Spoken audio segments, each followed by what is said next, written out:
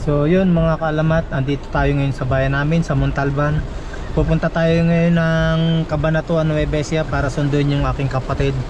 At ito, malakas ang ulan, POV tayo habang malakas ang ulan. Medyo maganda-gandang ano to, maganda-gandang content. We go sa malakas na ulan. So let's go mga kaalamat, samahan nyo ako sa POV natin. Sana magustuhan nyo yung video natin. Alright mga kaalamat, let's go.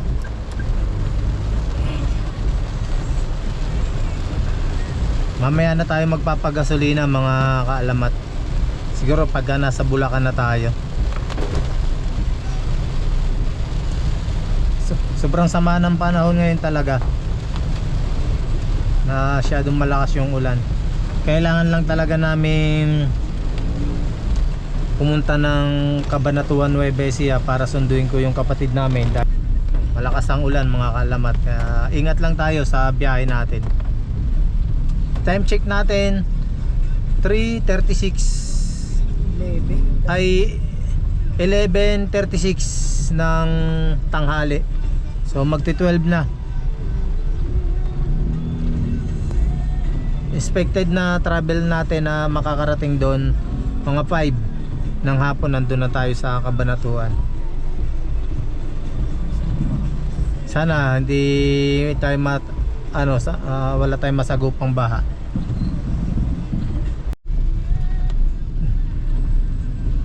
Maulan na nga, medyo matraffic pa. Malakas ang ulan, matraffic pa. Dito kami dadaan sa shortcut papuntang Bulacan mga kaalamat. Dito sa Barangay Macabud, Montalban, Rizal. Mas malapit kasi dito. Medyo buntok lang ang ating dadaanan, pero maganda naman yung kalsada. Ang tagos natin ay sa San Jose del Monte, Bulacan na. Unlike doon tayo dadaan sa Commonwealth, mas malayo. Kaya dito tayo dadaan. Kakaliwa na tayo banda dyan mga kaalamat. Ayan, sa may nilalabasan ng truck. Paakit na ng bundok yan papunta sa Barangay Macabud, Montalban, Rizal. Kakaliwa tayo dyan. Kinaliwa ng truck. Ayan. Naunahan pa tayo ng truck oh.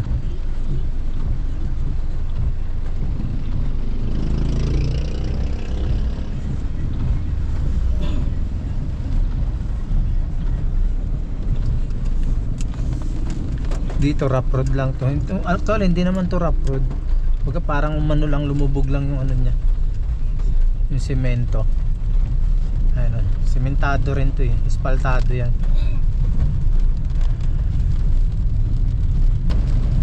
Sundan natin yung truck eh. Masyadong mataas to mga kaalamat. Masyadong mataas to.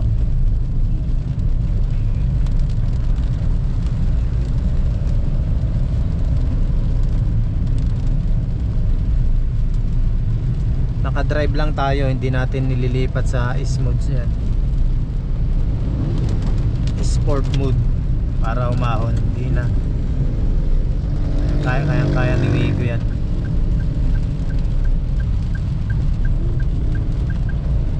Hindi tayo overtake.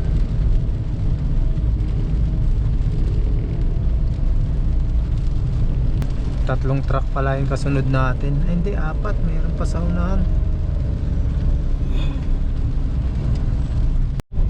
Kita nyo naman mga kaalamat oh, bundok talaga, di ba? Ano to, liblib kasi to rito, yung lugar na to. Liblib na daanan to dito sa amin.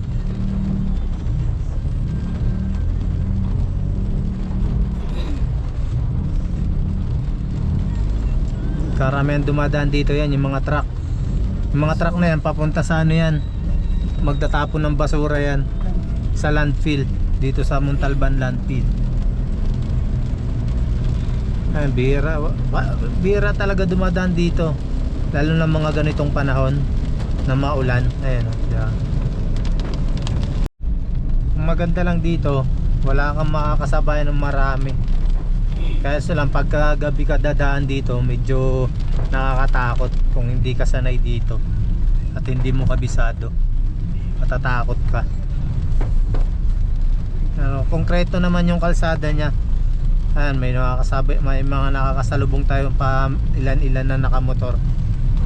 Galing sa Bulacan yan, mga yan. Shortcut kasi to rito. Galing Bulacan papunta dito sa Rizal. Malapit yung daan dito. Kaysa daw ang kadadaan sa Commonwealth, aabutin ka ng halos mahigit 2 oras. Pagka dito ka dumaan, mga 1 oras o wala pa siguro. Ingat nga lang pagdaan dito. Tapos yan, may encounter tayo na rough road. Pero dito lang naman to pagdating doon. Ulit yan, konkreto ulit yan. Dito lang to, yung na to, yung pababa na to.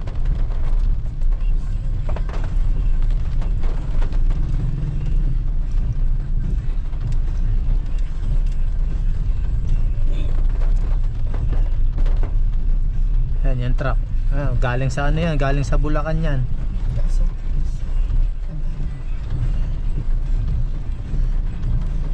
Kaya pag madadaan ka rito ng madilim gabi, ingat lang mga kaalamat. Yan lang, dinaanan natin na lubak mga kaalamat. Tas ito, konkreto na ulit ito. Kaso medyo may sira na rin dito. Pero dire-diretso na rin to na konkreto. Ayan. Napakadilim ng panahon, no? Wala tayong makikitang Ayan, ganda na ulit ng kalsada, di ba? Yun mga kalamat, nandito na tayo sa Likaw-Likaw, San Jose del Monte, Bulacan. Ito yung Likaw-Likaw. Pero hindi pa to ang sentro ng San Jose del Monte, Bulacan mga kaalamat. Boundary pa lang to ng Barangay Macabud, Montalban, Rizal, tsaka ng San Jose del Monte, Bulacan. Ito yung tinatawag na Likaw-Likaw Road. Bali, hindi dinadaanan natin, ayan yung San Jose del Monte Norsagaray Road.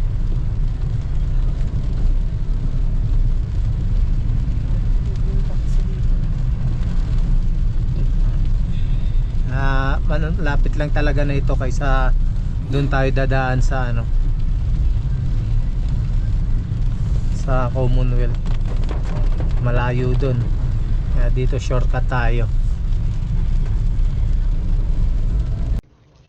Yun lang mga idol. Na tayo rito. May sanga ng puno. Dito napakalapad na uli ng kalsada na to dito mga kaalamat. 4 lane. Akala mo hindi bundok no. Malapit-lapit na rin tayong lumabas sa sa pinakasentro ng mga kaalamat ng San Jose del Monte, Bulacan. Ito, kakanan na tayo dito sa Egay Road.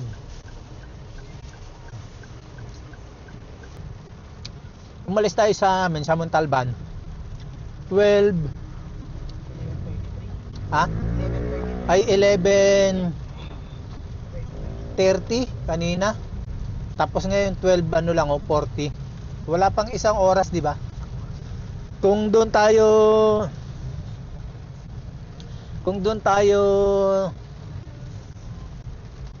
dumaan sa abutin tayo halos ng 2 oras. Pero dahil nag-shortcut tayo sa Macabod hanggang dito sa may Egay Road, dumaan tayo ng Likaw-Likaw. Yun, ang bilis ng biyahe natin. Kaya andito na kami mismo sa San Jose del Monte, Bulacan. Sarap magbiyahe, umuulan. Sarap mag POV. Andito na tayo sa papasok ng bayan ng Norsagaray, Bulacan. Alright mga kalamat, andito na tayo sa Norsagaray, Bulacan.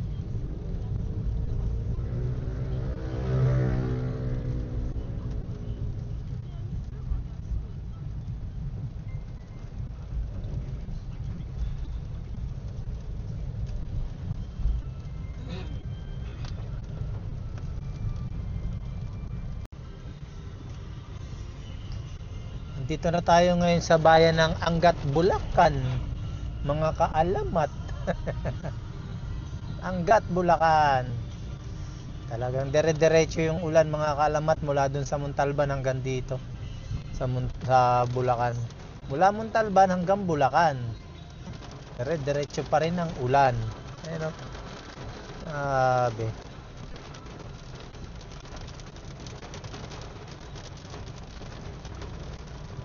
Buti hindi pa tumataas yung mga ilog.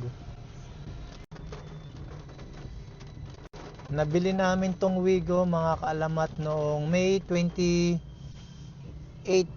2026. Ngayon, ang buwan natin ngayon ay August 2026. August 9. Tama, August 9 ngayon. Tapos sa August 28, 3 buwan na sa atin to. Ang takbo pa lang ng Wigo natin, ayan, 1,747 pa lang. Sa loob ng mahigit 2 buwan, magta-3 buwan pa lang siya sa August 28. Ito yung sentro ng Angat, Bulacan mga kaalamat. Ang pamilihang bayan ng Angat, Bulacan. Oh, yun ang signal si Kuya. Mahirap lang dito sa lugar nila pagka araw matraffic dito. Ito yung simbahan nila sa kaliwa. Ayan, simbahan na yun.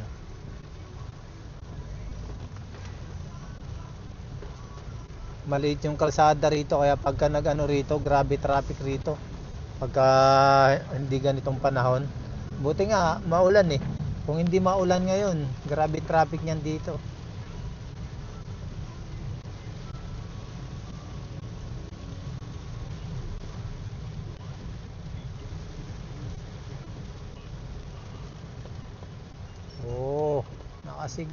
Oh, nakapapunta. Kumaliwa, nagsignal ng kaliwa. Tapos kumanan.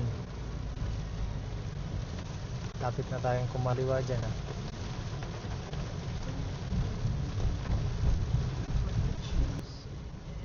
Time check natin mga kalamat, 1:35. Nakaka2 oras na tayo ng biyahe. Mula Montalban hanggang dito sa Angat, Bulacan.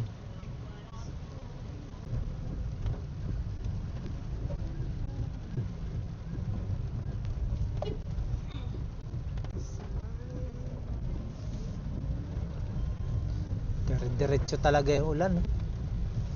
Mga kalamat, dito lang kami dumaan sa mga looban kasi dapat ang plano ko hindi magano sana kami, papakabit pa sana kami ng RFID. Tama ba yun? Kaya lang medyo kapos sa oras eh, kaya dito na muna kami dumaan. Sa mga susunod na biyahe natin, pag pupunta tayo rito sa norte o kaya sa south, baka sa na tayo dadaan, expressway. Try din natin doon na makapag-drive sa expressway para panibagong experience naman yun.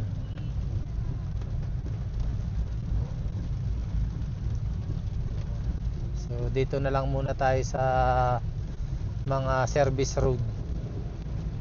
Saka na natin gagawin yan yung na yan sa expressway pag mayroon na tayong RFID mga kaalamat.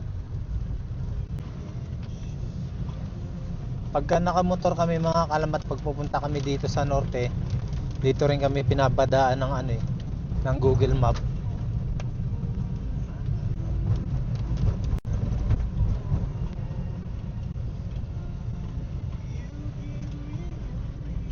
Ito yung tinatawag na ano, na Beulah Highway mga kaalamat.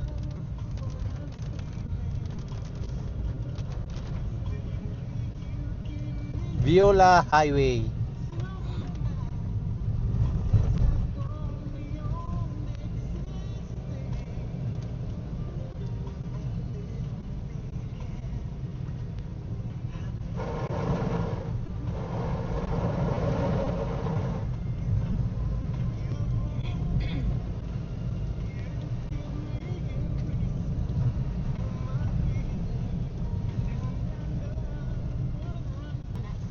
.5 kilometer na lang mga kaalamat, lalabas na tayo sa Plaridel Bypass Road. Maganda yung bypass road dyan, parang ano, kala mo expressway.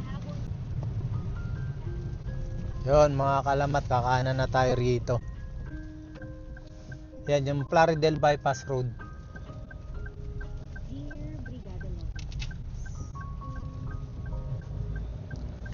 Oh, ang ganda ng ano rito, kalsada oh. May tayo 3 lanes yan, no. Tapos sa kabila ganun din, 3 lanes din.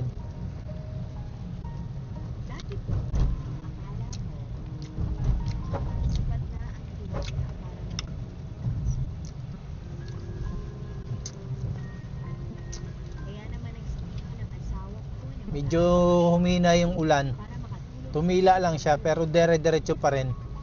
Pero banda doon oh, sa dulo napakadilim oh. Mukhang malakas ang ulan doon. Kanina pa namin nakakasabay tong nakamotor na to. Yung nasa kaliwa natin. Ranas na ranas naming mag-asawa yun nung mumotor kami. Eh wala silang kapote oh. Ingat kayo mga idol.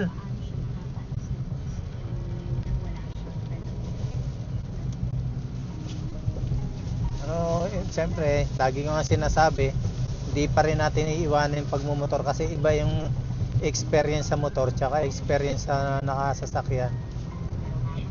Masarap din magmotor.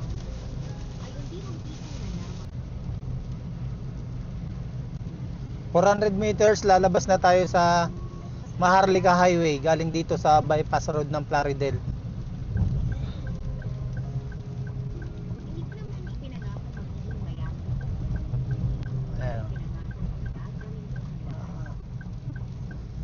Kaliwa papuntang Baliwag, kanan papuntang Cabanatuan, Nueva Ecija.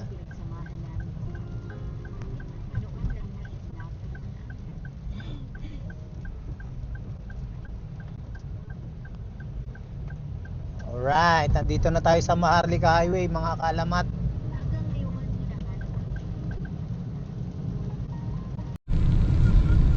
Yan na ba? Bukas ba? Ang mga tricycle dito ayaw talagang tumabi oh. Lagi na lang silang nasa gitna. Bubusinahan mo ganun din, ayaw pa rin tumabi.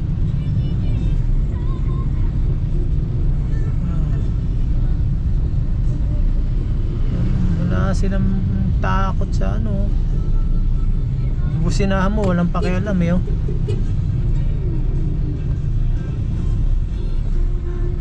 Ikaw na, tayo na lang mag-adjust.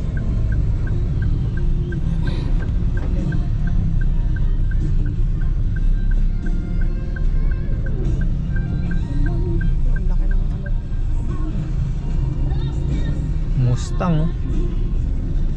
Drive car ng anak mo.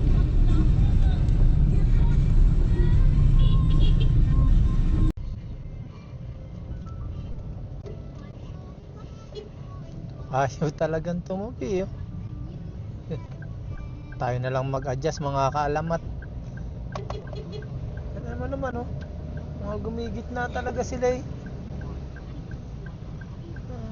Walang yung mga tricycle to.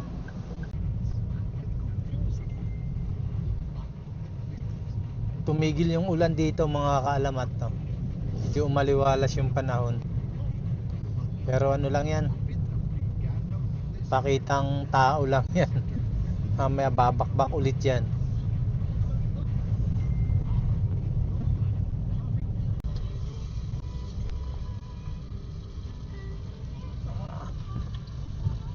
San Ildefonso, Bulacan. Ito yung sentro ng San Ildefonso, Bulacan, mga idol.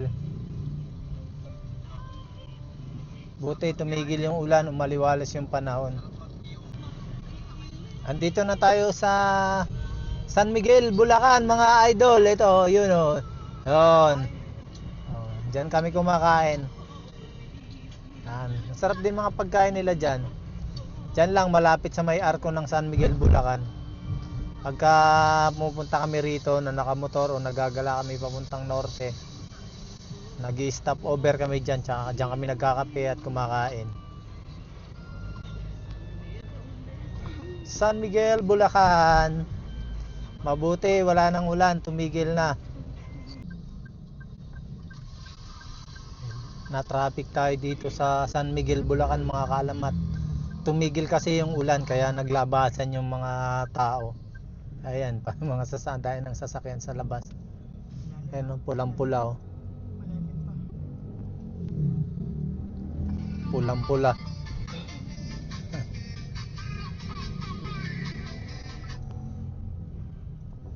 Dito tayo sa gilid lang. Mas nakakausad ng mga ganda-ganda rito eh. Ayan, nabarahan na naman tayo.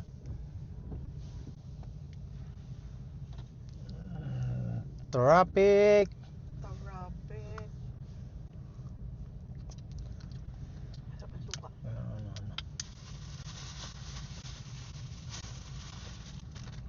May nadaanan kaming tindahan ng sitcharon, mga kalamatay, no? Ito. Ang sarap ng suka nila. Bumili yung misis ko. Habang nasa traffic yan. Kain tayo. Ayan o. Sarap. Sarap. Higupin natin yung suka. Ang sarap. Sakto lang yung asim niya. Iba yung suka nila rito. Ano to eh? Parang binibilad pa nila na suka. Ay, ang sarap. Ang lutong. Ang lutong ng chicharon. Ang sarap ng sawsawang suka.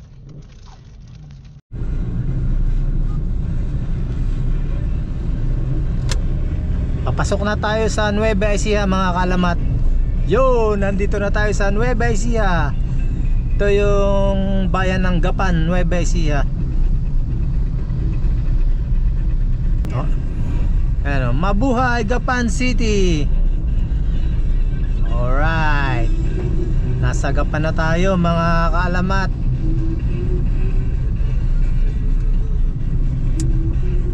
Kabila ano, mga bilihan ng mga ano, chicharon na yun. Sarap mga chicharon nila rito. Pero nakabili na kasi kami dun sa San Miguel, Bulacan. Kaya di na tayo bibili rito.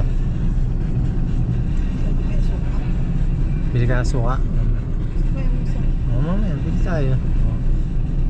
Bili raw kaming suka. Bukas naman yung kahit gab siguro eh. Pagbalik namin bibili kami ng suka tsaka chicharon pampasalubong.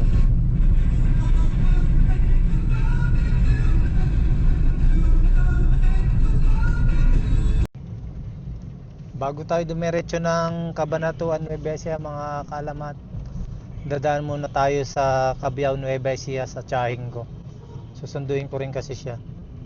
Dito tayo dadaan sa bypass road. Tayo sa bypass road dadaan. Ano? Gapan Cabiao bypass road.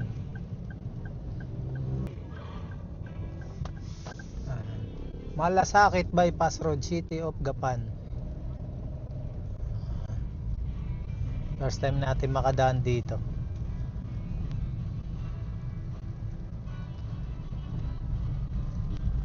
Bumabanat na naman ng ulan, no?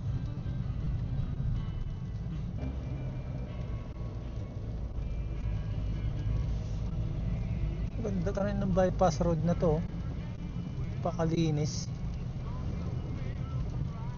Ganyan kaganda yung kalsadang dadaanan mo. Street na street, tapos kabilaan yung mga palayan, yung mga bagong tanim na palay. Kaliwat kanan.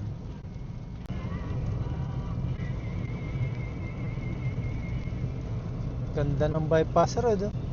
napakaaliwalas kahit medyo umuulan-ulan.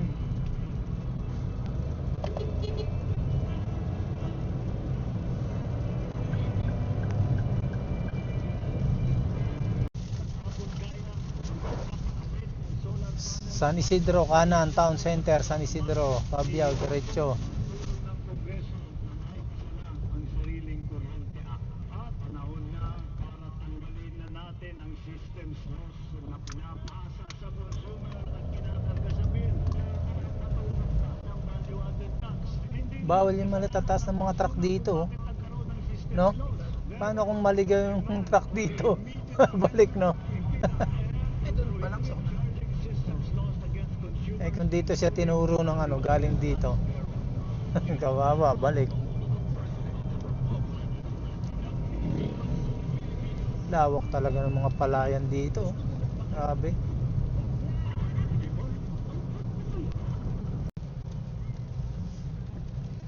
Hindi siguro kita sa video yung bundok ng Arayat, Pampanga yan. Parang mayroong volcano din siya eh. Kanan na tayo rito. Sinipit Road. Kaliwa ay kanan.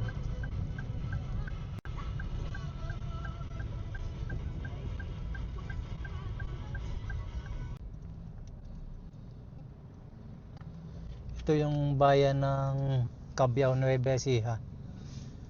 Nasundo ko na yung tiyahing ko, kaya didiretso naman kami ngayon sa Cabanatuan, Nueva Ecija para sunduin yung kapatid ko.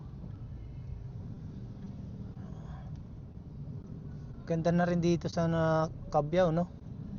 Nung araw mo, parang probinsya to eh. Mas karamihan ng bahay, mga luma-luma pa. Parang ganyan, no? No? Mga bahay ng luma. Sinalumang bahay. Ito yung simbahan ng Cabiao, Nueva Ecija, mga kaalamat na yun. Hindi lang masyadong kita eh. Ito, entrance.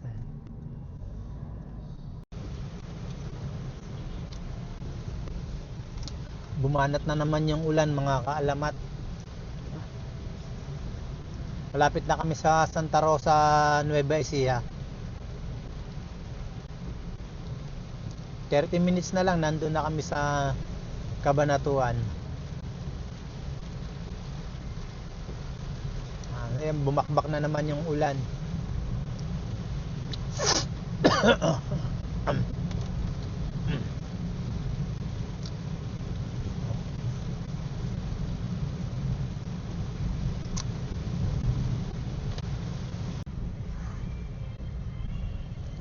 5 minutes na lang, mga kaalamat. Nasa Cabanatuan Terminal na tayo. 1.2 kilometer. Kanan? No.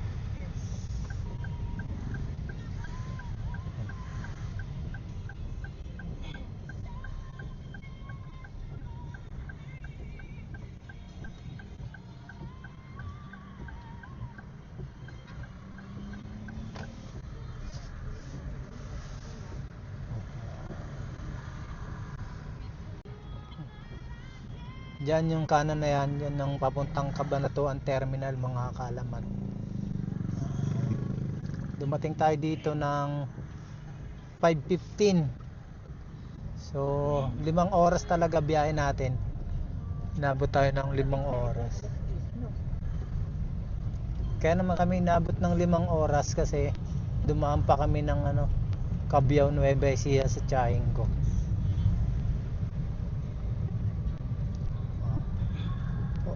Pero halos 4 na oras lang talaga mula Montalban hanggang dito sa terminal. Kaliwa?